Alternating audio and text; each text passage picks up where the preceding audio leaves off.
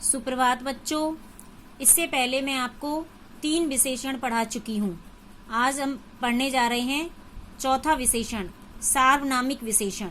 जैसे कि नाम से ही पता चल रहा है कि सर्वनाम शब्द जो संज्ञा से पहले आकर के विशेषण का काम करते हैं वे सार्वनामिक विशेषण कहलाते हैं।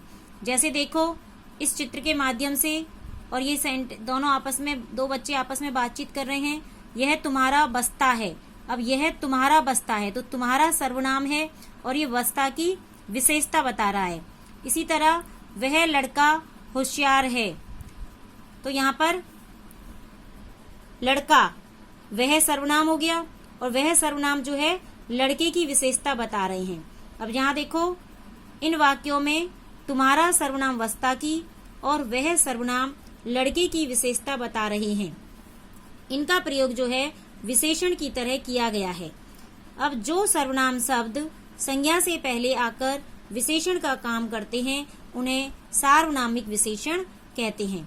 सार्वनामिक विशेषण विशेष्य से पहले लगाए जाते हैं। उनका अपने आप में कोई अर्थ नहीं होता। जैसे उदाहरण के लिए मेरा विद्यालय। अब मेरा विद्यालय, मेरा तो विशेषण हो गया और विद्यालय विशेष्य हो गया। तुम्हारा घर, तुम्हारा विशेषण हो गया और घर विशेष्य हो गया। उसका मित्र, इसी तरह उसका विशेषण मित्र विशेष्य हो गया।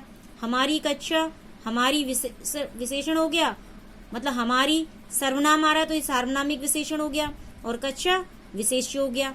इस तरह से इसी प्रकार देखो विशेष में विशेषण संज्ञा से पहले भी आ सकते हैं और बाद में भी। जैसे कि देखो चतुर लोमड़ी बच गई। यहाँ लोमड़ी संज्ञा है और इससे पहले चतुर विशेषण आ रहा है तो ये संज्ञा से पहले आ गया। यदि इस तरह से हम वाक्य को लिखते हैं लोमड़ी बहुत चतुर है, तो लोमड़ी संज्ञा पहले आ गई और विशेषण बाद में आया है। इसी तरह मैंने चौड़ी सड़क पर गाड़ी चलाई है।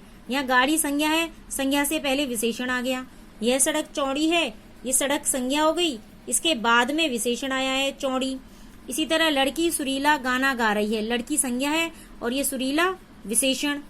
लड़की का गला सुरीला है तो यहाँ पर लड़की संज्ञा हो गई और बाद में विशेषण आ रहा है सुरीला। पथरीले रास्ते पर मत चलो। पथरीले विशेषण हो गया, रास्ते संज्ञा हो गई।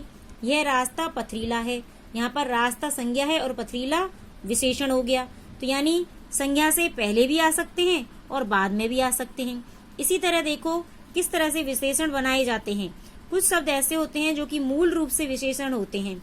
कुछ विशेषण शब्द जो है संज्ञा शब्दों में उपसर्ग और प्रत्यय जोड़ करके बनाए जाते हैं।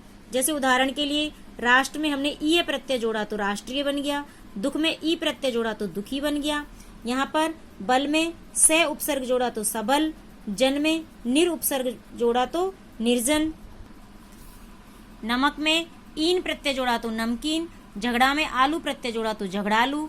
इसी तरह मर में ए उपसर्ग जोड़ा तो अमर। जान में अन उपसर्ग जोड़ा तो अनजान। इस तरह से उपसर्ग और प्रत्यय लगाने पर शब्द परिवर्तित हो जाता है।